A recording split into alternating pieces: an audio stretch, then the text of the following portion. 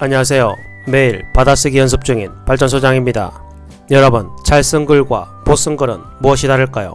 일기, 블로그, 자기소개서, 업무 보고서 등 매일매일 글을 써도 써놓은 문장을 찬찬히 들여다보면 많은 문제가 드러납니다. 습관처럼 쓰는 지루한 표현, 읽는 사람의 눈높이에 맞지 않는 문장, 욕심 때문에 길게 늘어놓은 문장, 이렇게 사소한 실수들이 글을 망치는 것입니다. 글쓰기에도 몇 가지 원칙이 있습니다. 이를 잘 활용해야 합니다. 즉 보기 좋고 읽기 쉬운 정교한 글쓰기 기술 몇 가지만 잘 지켜도 탄탄한 문장력을 갖출 수 있게 됩니다. 여러분, 글을 잘 쓰는 것은 재능이 아닙니다. 그것은 오로지 좋은 글쓰기 습관에 따른 결과물일 뿐입니다. 한 문장씩 기본을 지켜서 쓰다 보면 누구나 좋은 문장을 쓸 수 있습니다. 중요한 것은 글을 망치는 잘못된 습관을 제대로 파악하고 좋은 글을 쓰는 방법을 적용하는 것입니다. 오늘은 우리의 글이 형편없고 읽기 싫은 이유와 그 해결 방법까지 한 번에 알아보겠습니다. 자, 그럼 오늘 영상 시작합니다. 글 잘 쓰는 비법. 첫 번째, 가장 중요한 내용을 마지막에 쓴 것입니다. 먼저 다음 예시를 한번 보시기 바랍니다. 잘못된 방식. 영자야, 오늘 외출 할 거면 부탁 좀 할게. 혹시 버스 타고 가? 그럼 동대문에서 내려서 조금만 가면 커다란 사거리가 나오는데 그 사거리 끝까지 걸어가면 대형 서점이 나와. 그 서점 옆에 명품 수선집이 나오거든? 거기서 수선 맡긴 가방 좀 찾아줘. 잘된 방식. 영자야, 오늘 외출할 거면 부탁 좀 할게. 수선집에 맡겨 가방 좀 찾아야 하거든? 버스 타고 어쩌고 저쩌고. 첫 번째 예시에서는 결론을 듣기 위해 장소를 찾아가는 방법에 대한 설명을 모두 들어야 하기 때문에 듣는 사람으로서 짜증나고 화가 날 수 있습니다. 그리고 결론을 듣고 나면 가는 방법에 대해 다시 들어야 할지 모릅니다. 글쓰기도 마찬가지로 처음부터 무슨 이야기를 하고 싶은지 도무지 파악이 안 되면 좋은 글을 쓸 수가 없습니다. 그래서 이럴 때는 마지막 문장을 제일 처음으로 글쓰기 기술을 적용해야 합니다. 두갈식 글쓰기라고 하는데 글을 쓸 때 목적지를 가장 먼저 알려준 다음 가는 방법을 알려주는 것입니다. 결론을 가장 마지막에 내리는 방식은 언뜻 보면 논리적으로 좋아 보이지만 좋은 글을 쓰려면 뒤집힌 피라미드 형태를 따르는 것이 좋습니다.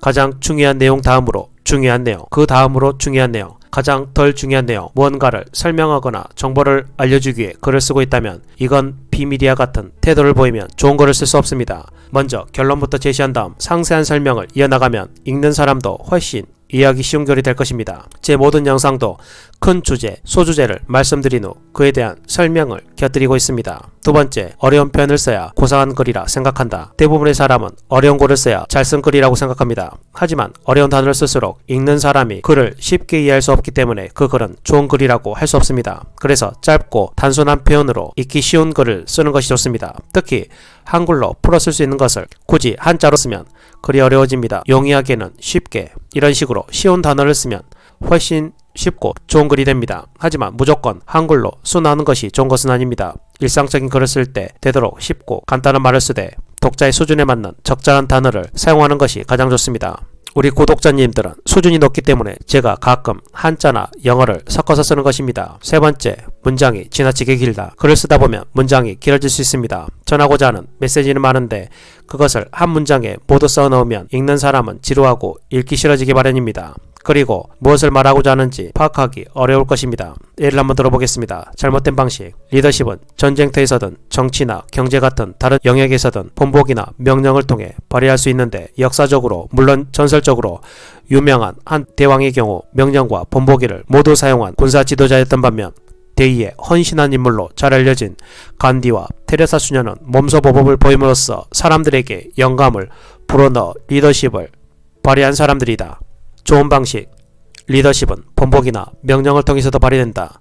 대왕은 군사 지도자로서 두 가지를 다 사용했다. 반면에 간디와 테레사 수녀는 직접 모범을 보여서 사람들에게 영감을 불어넣는 방식으로 리더십을 발휘했다. 첫 번째 문장에서는 정말 많은 정보가 들어있는데 놀랍게도 한 문장입니다. 두세 번은 읽어야 겨우 무슨 말인지 알아챌 수 있을 정도입니다. 두 번째 문장은 첫 번째 문장을 짧은 문장으로 나누고 불필요한 표현이나 정보는 삭제한 것입니다. 긴 문장을 자르는 것만으로도 글이 명확해질 수 있습니다. 긴 문장을 짧은 문장으로 쪼개면 훨씬 간결하고 읽기 쉬운 글이 되는 것입니다. 하지만 짧은 문장이 계속 반복될수록 일관성이 없이 뚝뚝 끊어지는 글이 될 수도 있습니다. 그래서 다양한 형식의 문장을 골고루 사용하고 짧은 문장과 긴 문장을 조화롭게 섞어서 쓰는 것이 좋습니다.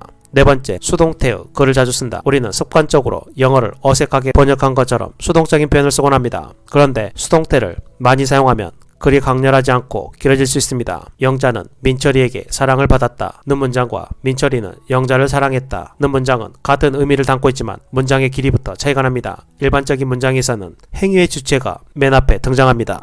능동태, 집사가 가든파티를 준비했다. 수동태, 가든파티가 집사에 의해 기획되었다. 수동태 문장은 덜 직접적이기 때문에 의미를 파악하기 위해서는 한 번 더 생각해야 합니다. 반면 능동태 문장처럼 가든파티를 준비한 행위의 주체인 집사를 먼저 명확하게 밝히면 누가 무엇을 했는지 한 번에 이해하기 편합니다. 물론 수동태를 써야 효과적인 문장도 있습니다. 행위의 주체를 숨겨하거나 다양한 문장을 쓰고 싶을 때는 수동태를 이용할 수 있습니다. 하지만 아주 특별한 경우가 아니라면 수동적인 표현보다는 능동적인 표현이 좋습니다. 훨씬 단도직입적이고 문장에 필요한 단어의 수도 적어서 간결하기 때문입니다. 여러분, 사실 모든 사람들이 작가처럼 글을 쓸 필요는 없습니다. 결국 사람의 마음을 움직이는 것은 어린아이도 이해할 수 있는 명확하고 간결한 글이기 때문입니다.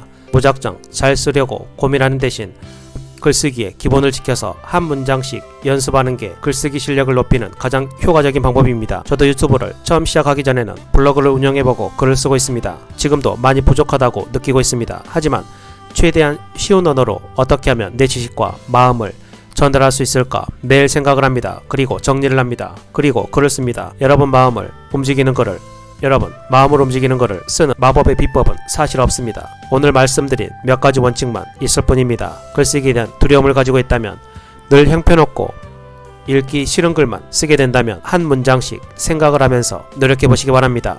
오늘은 이 말을 끝으로 영상을 마치겠습니다. 작가는 다른 사람보다 글쓰기를 어려워하는 사람이다. 오늘도 영상을 끝까지 시청해주셔서 정말 감사합니다. 오늘 영상이 유익하고 여러분의 글쓰기에 도움이 되셨다면 구독, 좋아요, 알림 설정 부탁드리고 댓글에 글을 쓰고 계시는 구독자 여러분들만의 비법을 함께 공유해 주시면 감사하겠습니다.